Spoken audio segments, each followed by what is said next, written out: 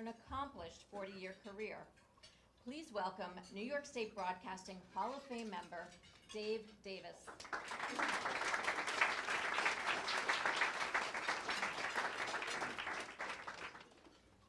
Thank you, Denise, and thank you, Academy. By the way, as I explained to my friends at the Channel 7 table, for us senior retirees, this is dinner. So thank you. Thank you for that. And just a little note for those that you ordered the slow-cooked cod. It'll be done at about 4 o'clock if you want to come back and have that. I am here because of one person. It is my honor and distinct pleasure to introduce Scott Clark as he receives his Silver Circle honor for 25 years of excellence in the New York television market.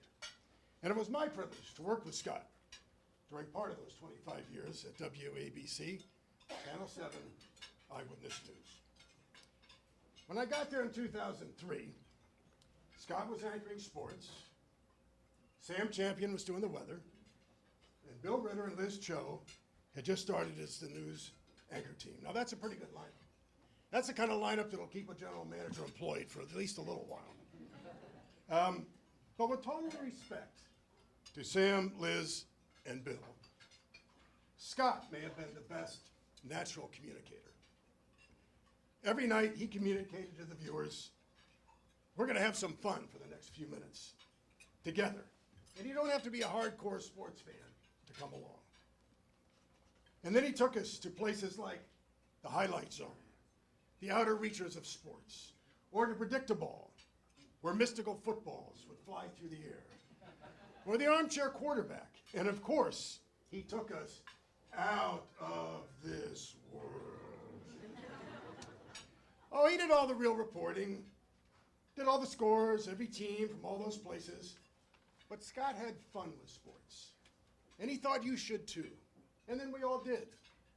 It was that simple. The other side of Scott Clark was deadly serious. It was his life and death battle with alcoholism. Scott has been winning those battles for a long time now, but he had the grace and the strength and the honesty to also take us inside that struggle.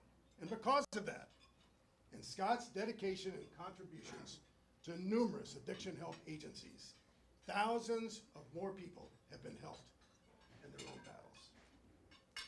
Scott Clark is a good man, a gentleman, good husband, and a great father. He was born in Ohio, he never forgot it, but he was made for New York. And here he is, my friend, Scott Clark.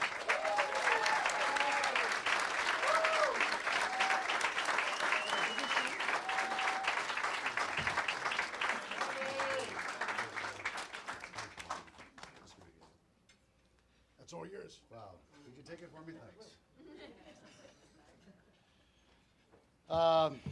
Thank you. Thank you, Dave. I am touched and I am flattered. And I am 26 years sober, one day at a time.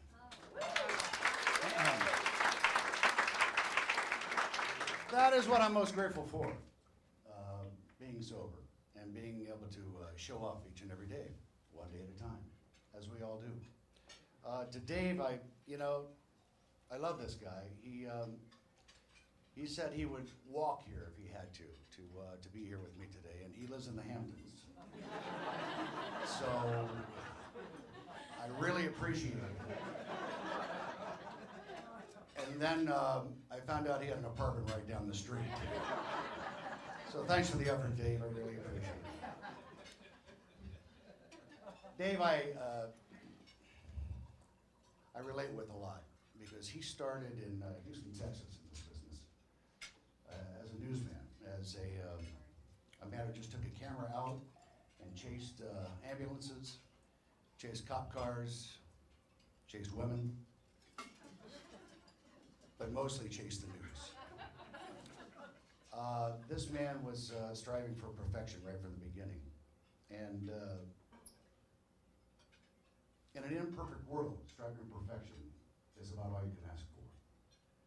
And sometimes you find excellence as a result of your efforts, striving for perfection in an imperfect world. It's a byproduct. And I've always thought that from film, 1/16 of a frame, to video to 1/32 of a frame, to even what it is today, I have no idea. It's digital now. I hear it's different. I've been retired for 7 years now, but you can get even more diverse. But just the effort of getting that one thing right, of putting the prose, putting the words together to match the video, to tell the story with the visual medium, television, to seek that perfection. That is the key. That is the key to excellence in broadcasting. And the people here at the Academy, I thank very much, because the Academy recognizes these people who are peers. And we are usually given Emmys through the voting of our peers, people who are in the business, people who know the business, people who strive to perfect each and every day, who fall short each and every day because nothing is perfect, but who strive and live in the exercise of doing it. And I think that is the most important thing that we must look at, is striving for perfection. And that's what I try to do every day, to strive for perfection and try to do the right thing. In Japan, I covered the Yankees for opening day one time. You remember Bob Jameson, the old NBC correspondent, who then became ABC correspondent? And he was sitting there one night, we were working together, and he's sitting in the transmitting room. He'd already put his tracks down. He's heading back to ABC News, and I'm sending my things back. And he's sitting there smoking a cigarette, and he's looking, and I said, what are you sticking around for? And he says, well, Jennings is looking over the copy, seeing if he has to change the convincing or not convincing, or change a word. Change one word in the script. And Jameson kind of rolls his eyes. But he stood there, and he waited, because he knew Jennings, along with he, was striving for that perfection, for that particular story to be done exactly right. And Bob Jameson didn't mind. Bob Jameson was one of the finest correspondents I ever met and never knew. I used to watch him when I was a kid, and it was an honor to work with him. I want to thank the Academy again for such wonderful company. For Sue Simmons, who was legendary in Washington, D.C. before she went to New York. And Chuck Scarborough, I don't know, how long ago did you start doing the NBC News updates at night? That was fun. That was in the 70s. That was in the 70s. Tom Snyder and I used to big part of that. Exactly. I was watching those times. I was in college at that time. But I not only have I worked in this business and loved the work in this business, but I've been a fan in this business. Watching the pros, watching what they do, watching what he does. So I'm watching him and I'm thinking, man, that is a good presenter of the news. Not a news reader, a good presenter of the news. There are 3 people who I've seen in my life who I rate. It's just look, it's all subjective, this news business. But 3 who I rate as number 1, 2, and 3, not necessarily in that order, because I'm an Eyewitness newsman and ABC man all the way. But Bill Butel, Tom Snyder, and Chuck Scarborough are the best news presenters I've ever seen. And it is an honor to be here with you, to be honored here for a silver award when you're here for a gold. And I don't understand how you can freaking look younger than me when you're getting the gold and I'm getting the silver. But I'm an avid fan, and I remain that. And of course, Diane Sawyer is simply an example by which we are judged in this business. And I appreciate her as well. That's about it for me. I just want to lastly thank, this started out as a wonderful honor, and I called Dave because I love the guy, I love what he's done in his life, I love playing golf with him and taking his money on the golf course. And it started with he and me coming to this luncheon, and suddenly from that moment, once there had come out that I was going to be honored, all these people came.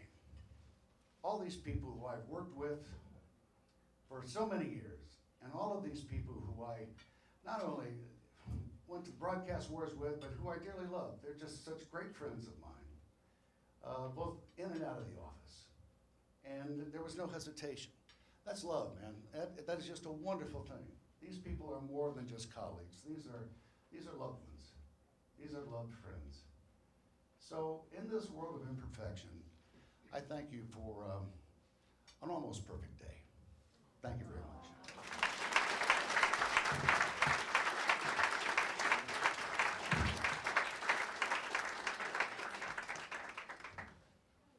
What a heartfelt speech, Scott. Congratulations.